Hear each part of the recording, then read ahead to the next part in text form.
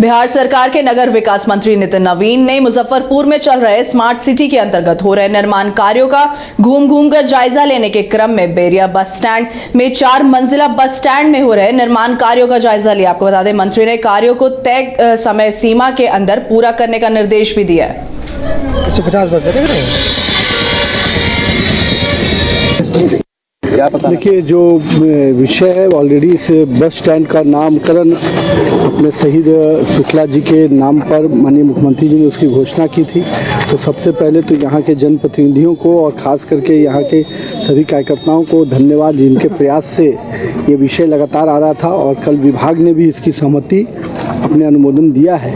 तो कहीं सबसे बड़ी बात मुजफ्फरपुर के लिए ये है। साथ ही साथ जिस बस स्टैंड पे हम लोग खड़े हैं, इसका फर्स्ट फेज हम लोग अभी कंप्लीट करने के लिए मार्च तक का टाइम है और सेकेंड फेज जो इसका G+4 का है उसके लिए भी हम लोगों ने प्रस्ताव को आगे बढ़ाया है। जल्द हम सेकेंड फेज की भी स्वीकृति देंगे। लेकिन पहले G4 था सर, अब डबल फ्लोर ही रखा गया। प्रोजेक्ट में कमी कर दी गई क्यों? नहीं, प्रोजेक्ट में कमी नहीं है, इस प्रोजेक्ट को डिवाइड किया गया है। स्मार्ट सिटी के अंतर्गत जो राशि आई थी उसमें ये राशि का फर्स्ट फेज का जो पैसा था वो हम लोगों ने उपलब्ध कराया है और सेकेंड फेज में जो फाउंडेशन पार्ट है वो अभी भी G+4 के हिसाब से ही बनाया जा रहा है, ताकि भविष्य में हम इसके जो इसका एक्सटेंशन पार्ट होगा हम करेंगे और जल्दी हम लोग सेकेंड फेज के लिए भी।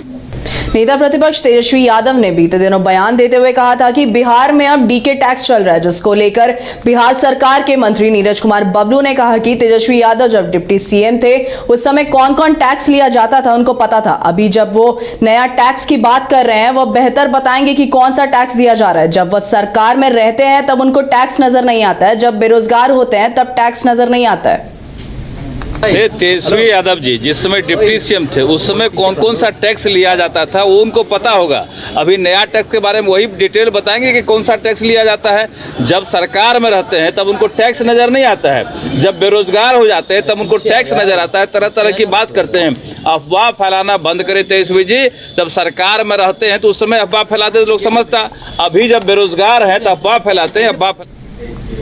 वन नेशन वन इलेक्शन को लेकर आज बीजेपी प्रदेश कार्यालय में प्रेस कॉन्फ्रेंस कर सुप्रीम कोर्ट के एडवोकेट एसडी संजय ने कहा कि कल भाजपा प्रदेश कार्यालय में एक बड़ी बैठक बुलाई गई है, जिसमें बिहार के दोनों डिप्टी सीएम के साथ स्वास्थ्य मंत्री मंगल पांडे, प्रदेश अध्यक्ष दिलीप जायसवाल के साथ अन्य नेता रहेंगे। इस बैठक में वन नेशन वन इलेक्शन को लेकर चर्चा की जाएगी। उसके बाद ही रिपोर्ट केंद्रीय मंत्री नेतृत्व को भेजा जाएगा।